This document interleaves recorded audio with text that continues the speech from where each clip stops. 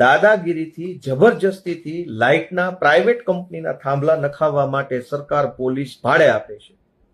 હવે મેં આ નવો કાયદો રજૂ કર્યો છે વિધાનસભાની અંદર, જે બહુમતીથી દાખલ થયો છે પણ બહુમતીથી પાસ થયો નથી. જો બહુમતીથી પાસ થાય તો શું થાય હું તમને હમણાં સમજાવીશ.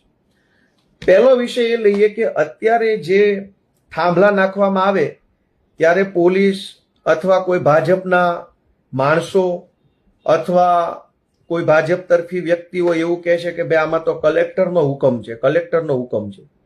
એટલે ભાઈ કલેક્ટરે હુકમ શેના આધારે કર્યો? તો કે ભારતીય ટેલિગ્રાફ અધિનિયમ, ઇન્ડિયન ટેલિગ્રાફ એક્ટ 1885 આજની તારીખે દેશમાં લાઇટના થાંભલા નાખવા માટે આખા દેશમાં 1885માં અંગ્રેજોએ બનાવેલો કાયદો ઉપયોગમાં લેવામાં આવે છે. અંગ્રેજોએ દેશની અંદર ટેલિગ્રાફ લાવ્યા હતા. ટેલિગ્રાફ, પહેલા ટેલિગ્રાફ હતા, પછી ટેલિગ્રામ આવ્યા, પછી અલગ અલગ વર્ઝન આવતા ગયા, પણ સૌથી પહેલા ટેલિગ્રાફ આવતા.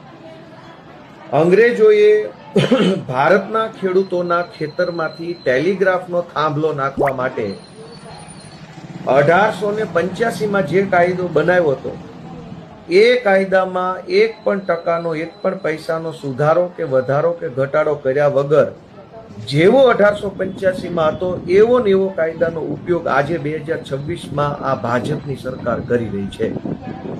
તો સરકારમાં ભાજપના માણસોને કોઈ શરમ બરમ નહીં આવતી હોય કે તમે આ કાયદો આજના જમાના પ્રમાણે સુધારો વધારો કરો? અમથા તો એમ બહુ કહે છે કે નામ બદલી નાખવું આ શહેરનું આ ગામનું, કેમ કે એ બધું અંગ્રેજો સાથે જોડાયેલું. તો અંગ્રેજોના કાયદા શું કામ વાપરો? અંગ્રેજોએ તો ચૂસવા માટે ખેડૂતોની જમીન